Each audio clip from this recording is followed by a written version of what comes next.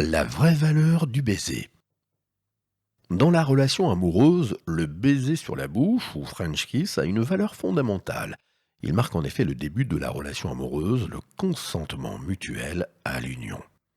Mais quelles sont les causes profondes de cette pratique étrange propre à l'homme, propre à l'humanité?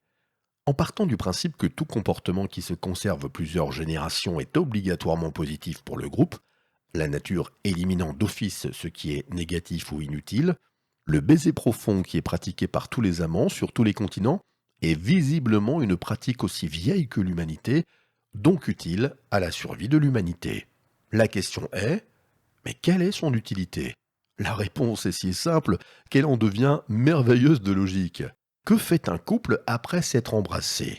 Normalement, dans un délai plus ou moins long, on est d'accord, ils s'unissent. Et de cette union naîtra l'avenir du monde, naîtra un enfant, et c'est là que le baiser prend toute sa valeur. Le baiser, le French kiss, permet dans un premier temps aux amoureux d'échanger leur flore microbienne, de l'harmoniser, et ainsi de générer les anticorps propres aux deux individus constituant le couple.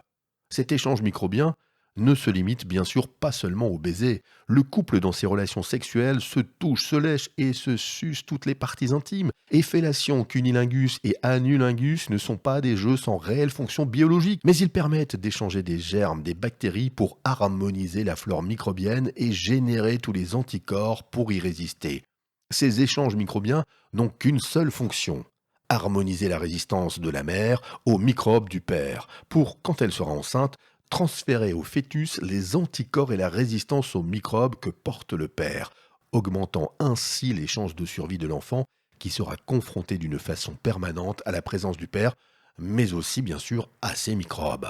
Il y a donc un rapport direct du baiser avec l'hypersocialisation humaine, demandant un puissant cerveau énergivore entraînant une croissance lente de nos petits, ceux-ci restant immatures très longtemps et ayant besoin de la présence permanente de la mère, mais aussi du père, pour les nourrir et les éduquer afin qu'ils deviennent des adultes viables dans une société complexe.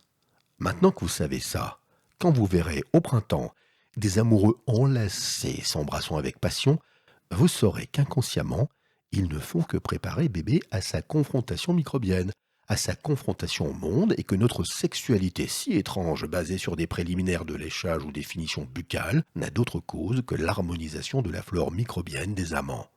Ceux-ci devant ensuite parfois ensemble s'occuper d'un être immature et fragile qui aura hérité au préalable, par cette sexualité si étrange, des anticorps à la flore microbienne de papa et maman.